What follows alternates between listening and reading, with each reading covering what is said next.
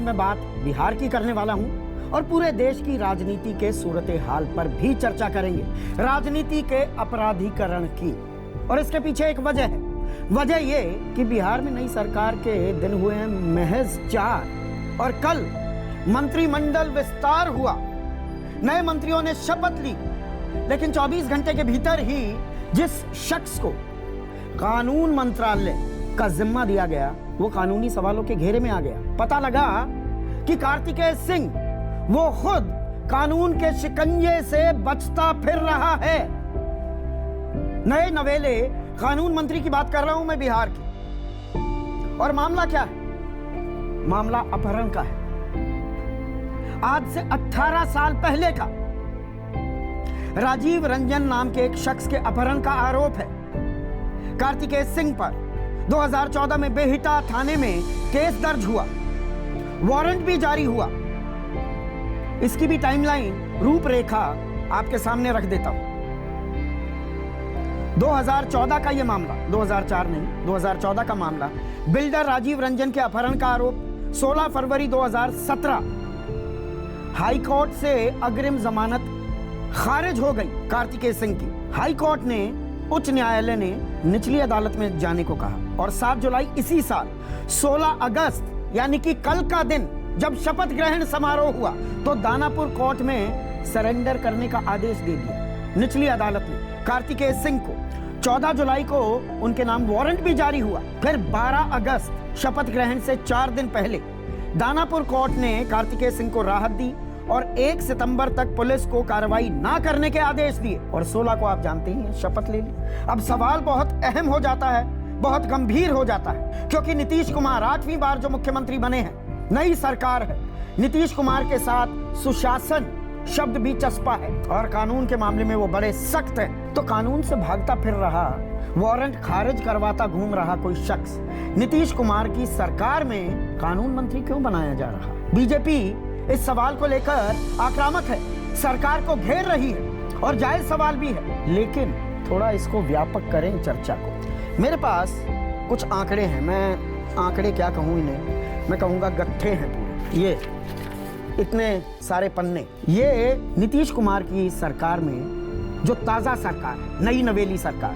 उसमें मंत्रियों के आपराधिक पृष्ठभूमि का लेखा जोखा है और इससे पहले की जो सरकार थी उसका भी लेखा जोखा मेरे पास है। ये भी पूरा मोटा गट्ठा है। वो सरकार थी जेडीयू और बीजेपी की साझा सरकार।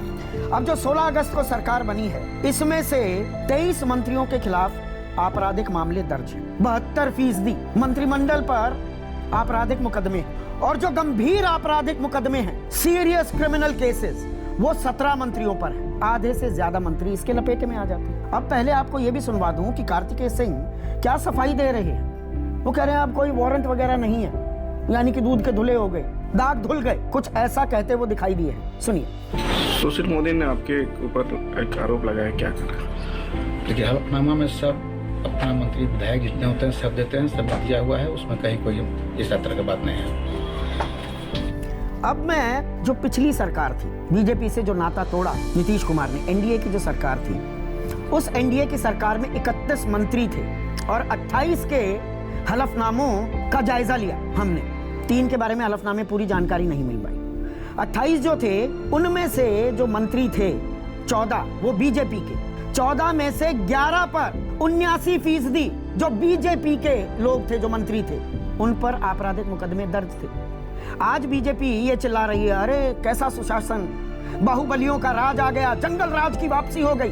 तो 4 दिन पहले कौन सा राज चल रहा था? 14 में से अगर 11 मंत्रियों पर आपराधिक मुकदमे थे, तब इस बाबत सवाल क्यों नहीं उठ रहे थे? और बात यहीं खत्म नहीं हो जाती। मैं पूरी राजनीति की यहाँ पर थोड़ी पोल पट्टी खोलता हूँ। उत्तर प्रदेश सरकार की बात कर लेते हैं। उत्तर प्रदेश सरकार में 53 मंत्री हैं। 53 में से 45 का जायजा लिया गया मंत्रियों का, उनके हलफनामे का।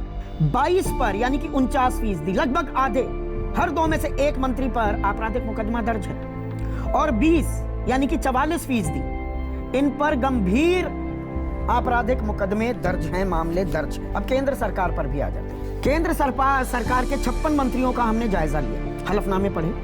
आज पूरी दोपहर निकल गई हमारी रिसर्च टीम की। इनमें से 39% इनके खिलाफ आपराधिक मुकदमे हैं। हलफनामे में उन्होंने ये माना है। 16 ऐसे हैं, यानी कि 29% जो कहते हैं कि गंभीर आपराधिक मुकदमे दर्ज हैं। और गंभीर की व्याख्या भी आपको बता दूं।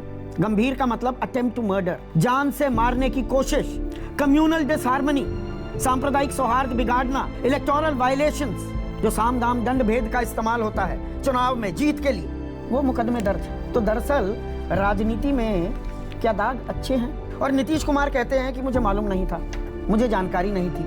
अब यहाँ पर एक और अहम बात आपसे साझा कर दूं। कार्तिकेय सिंह आरजेडी के हैं, उनके गुरु माने जाते हैं अनंत सिंह, और ये बाहुबली हैं। और अब आनंद मोहन की भी बात कर लें। आनंद मोहन 11 से 13 तारीख के बीच, अभी एक हफ्ता पहले, जेल में होने के बावजूद पुलिस वालों के संरक्षण में पटना में घुमाई करते हुए दिखाई दिए। आरजेडी के दफ्तर जा रहे हैं, शहर में घूम रहे हैं। सवाल उठने लगे कि बाहुबली रिटर्न होता दिख रहा है क्या।